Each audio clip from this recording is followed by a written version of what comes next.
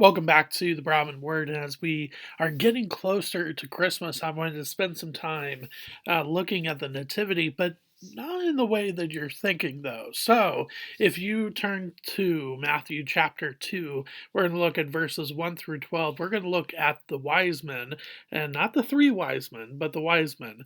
But we're also going to look at why does God bring the wise men into the picture? So, chapter 2, verse 1. Now, after Jesus was born in Bethlehem of Judea, in the days of Herod the king, behold, wise men from the east came to Jerusalem, saying, Where is he who has been born king of the Jews? For we saw his star when it rose, and have come to worship him. Now, before we go on, I do want to add at this point that the Gospel of Matthew, his purpose or his portrait of Jesus is to portray him as the King of Kings. And so it really shouldn't come as a surprise that he is so focused on the word king already here when it comes to Herod being the king in verse 1, the born king in verse 2, but then also the wise men who are of high status, high honor. Most likely, these wise men are most likely astrologers. The Greek word here is magi or magi. And most likely they're astrologers, but because of what we're about to find out from them about the stars, but they are men of status, and so I think that is why we see the wise men in the Gospel of Matthew and not in the Gospel of Luke. Whereas the Gospel of Luke focuses on the interaction between Mary, Joseph, and Jesus and the shepherds, because Luke is trying to portray Jesus as fully human, and so he wants to show the common folk, which would have been shepherds in that day. Here, Matthew is trying to show the kingly aspect, or the kingly aspect of Jesus, and so he starts with these people that are going to be interacting with Mary, Joseph, and a little bit older Jesus. But yeah, I think that's where we get that from. And they are coming from the east as well. So they are not from Jerusalem. So they come to Jerusalem and they are saying, "Hey, where is this child? For we saw his star when it rose." Um, or it was in the east when we saw in the east when it rose. So they've come west and come towards Jerusalem. They still haven't quite made it there. It's in Bethlehem after all. And so they tell this to the king. Verse 3. When Herod the king heard this, he was troubled, and all Jerusalem with him. Now, I do want to stop here too. I don't mean to, I'm sorry about that. But when it says Herod the king, don't get me wrong. Israel is still very much under Roman occupation. So when it says Herod the king, it's more like Herod the governor. It's not really, Herod really doesn't have a kingly status, whereas like he is the ruler over his own people and there's none above him. No, that is definitely not the case. He is a puppet in the puppet mastery of the Roman Empire. So I just wanted to throw that out there. Verse 4. And assembling all the chief priests and scribes of the people, he inquired of them where the Christ was to be born. They told him, In Bethlehem of Judea, for so it is written by the prophet. And you, O Bethlehem, in the land of Judah, are by no means least among the rulers of Judah. For from you shall come a ruler who will shepherd my people Israel. And this is a common thing throughout the Gospel of Matthew, where he goes back to the Old Testament and makes these connections between Old Testament sayings and the coming Messiah, which, of course, is Jesus. So we see that quite a bit and early on in the Gospel of Matthew. Verse 7. Then Herod summoned the wise men secretly and ascertained from them what time the star had appeared. And he sent them to Bethlehem, saying, Go and search diligently for the child, and when you have found him, bring me word, that I also may come and worship him. After listening to the king, they went on their way. And behold, the star that they had seen when it rose went before them until it came to rest over the place where the child was. When they saw the star, they rejoiced exceedingly with great joy. And going into the house, they saw the child with Mary his mother, and they fell down and worshipped him. Then, opening their treasures, they offered him gifts, gold and frankincense and myrrh. And being warned in a dream not to return to Herod, they departed to their own country by another way.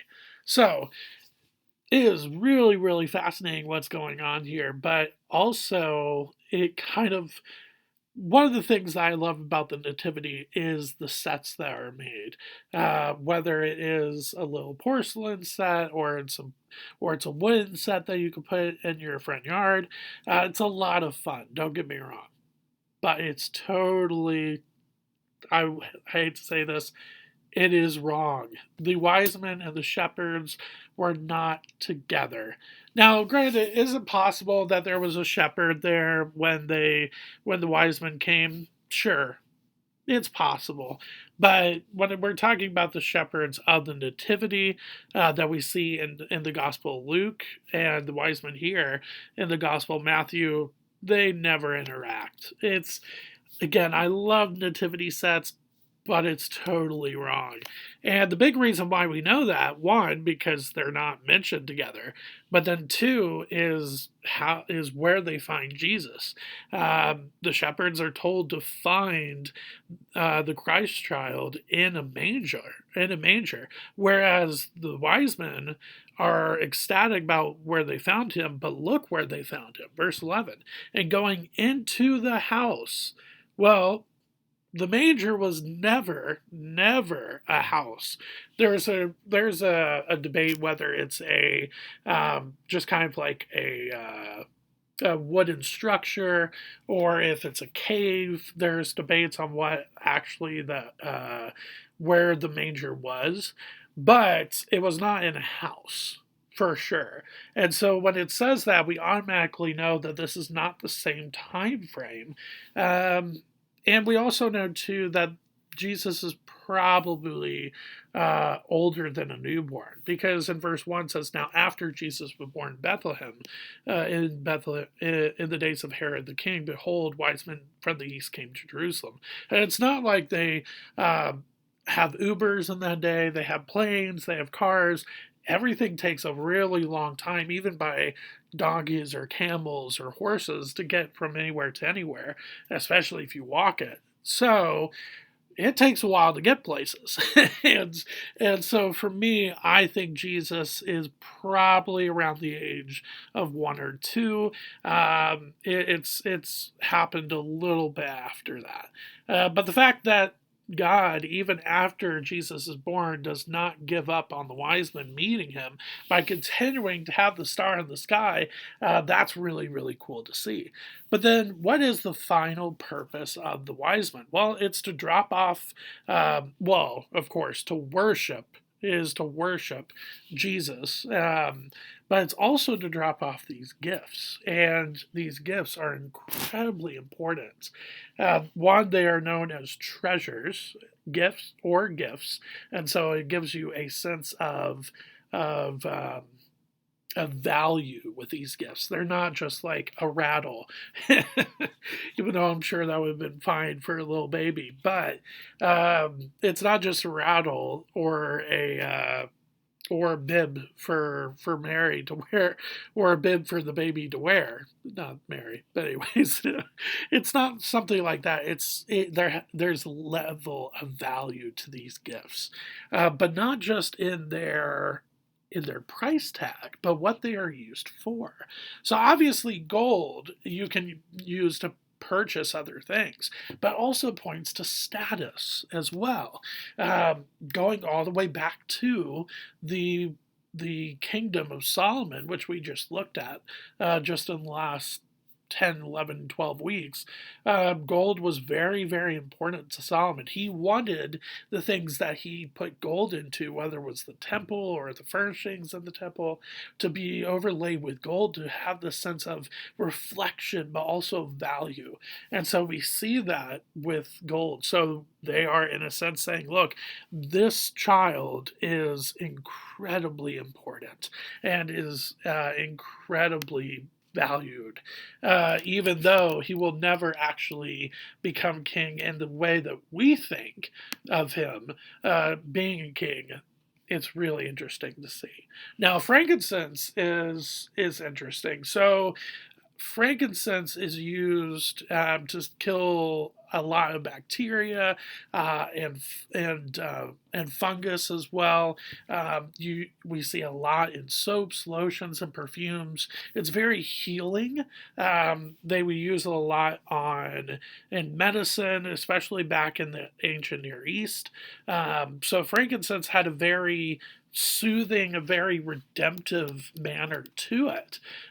Whereas myrrh has it's a very fragrant type of material that is incredibly popular throughout the world, but it's really, really popular in the East. Now, this one's interesting because it reduces pain, but it also kills bacteria. And a lot of people say, okay, well, what's the difference between the two? Frankincense is used more as in like incense manner, whereas myrrh is used more in perfumes and medicines. But they're both fragrances, and the big thing that was used for both of these things was through was with the funeral. And so, frankincense and myrrh, when these things are brought to Jesus, and especially with Mary looking on, his mother, you get the sense of, what are you saying here? Because it's almost like they are predicting the fact that Jesus is going to experience his death sooner than you would ever really think possible. Because a lot of frankincense myrrh would be put on the wrappings of the body when the body dies to help with the smell of the body and to lessen decay and decomposition. So, this is really pointing towards Jesus' death. But I think, too, the medicinal parts of frankincense and myrrh are also pointing towards his redemption purpose as well. He is there to save. He is there to heal up the relationship between God and us that was separated when we fell into sin. And so I think there is multiple reasons why these three gifts were chosen. Now, does that mean that there were three wise men? Yeah, maybe, but we're not actually told. And so again, even though I love nativity sets, a lot of nativity sets, or a good amount, have three wise men. It's possible, don't get me wrong, it's possible, we're not told for certain. But to say that, oh yeah, it's for certain there were three wise men, we don't see that in scripture. So I can't say that for a fact. But there were three treasures or three gifts.